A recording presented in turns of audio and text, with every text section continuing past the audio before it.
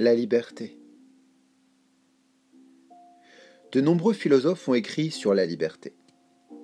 Nous parlons de la liberté, celle de faire ce qui nous plaît, d'avoir le travail qui nous plaît, la liberté de choisir un homme ou une femme, la liberté de lire n'importe quel livre ou bien celle de ne pas lire du tout.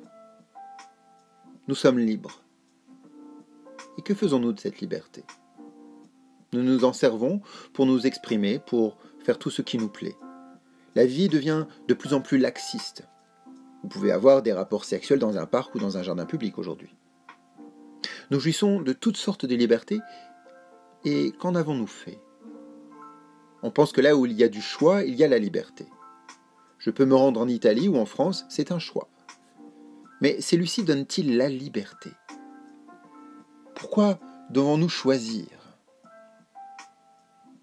Si vous êtes très lucide, que votre perception est pure, il n'y a pas de choix. C'est de là que dérive l'action juste. Ce n'est que dans le doute et l'incertitude que nous commençons à choisir. Donc, si vous me permettez de le dire, le choix empêche la liberté. Les États totalitaires n'accordent aucune liberté parce que, à leur idée, la liberté amène la dégénérescence de l'homme. En conséquence, ils contrôlent, répriment, vous savez ce qui se passe.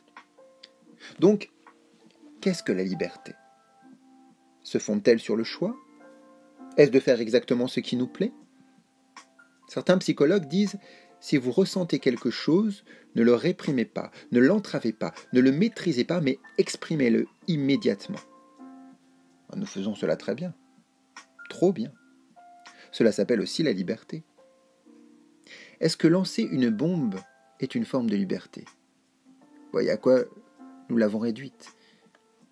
La liberté se trouve-t-elle là-bas ou ici ? Où commencez-vous à la chercher ? Dans le monde extérieur, où vous vous exprimez tout ce qu'il vous plaît ? La prétendue liberté individuelle ou bien la liberté débute-t-elle intérieurement pour s'exprimer par la suite intelligemment au dehors ? Comprenez-vous ma question ? La liberté n'existe que s'il n'y a pas de confusion en moi. Si du point de vue psychologique et religieux, je ne peux être pris à aucun piège. Vous comprenez ? Il y a d'innombrables pièges.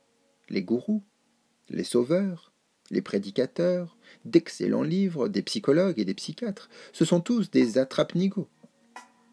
Et si je suis dans un état de confusion et de désordre, ne dois-je pas commencer par me libérer de ce désordre avant de parler de liberté ? S'il n'y a pas de relation avec ma femme, mon mari ou quelqu'un d'autre, parce que nos rapports se fondent sur des images, il y a conflit, ce qui est inévitablement là où il y a division. Donc, ne dois-je pas commencer ici, à l'intérieur de moi-même, dans mon esprit, dans mon cœur, afin de m'affranchir totalement de toute crainte, angoisse, désespoir, ainsi que des souffrances et blessures dues à quelque désordre psychique ? Observez tout cela vous-même et libérez-vous-en. Il semble toutefois que nous n'en ayons pas l'énergie. Nous allons la chercher chez les autres. Nous nous sentons soulagés en parlant à un psychiatre, en nous confessant, en tout ce qui s'ensuit. Toujours être tributaire de quelqu'un, c'est inévitablement cette dépendance qui amène le conflit et le désordre. On doit donc commencer à comprendre la profondeur et la grandeur de la liberté. On doit commencer par ce qui est le plus près de nous, nous-mêmes. La grandeur de la liberté, de la véritable liberté, sa dignité, sa beauté, réside en soi dès que règne un ordre absolu. Et cet ordre ne s'établit que si nous devenons notre propre lumière.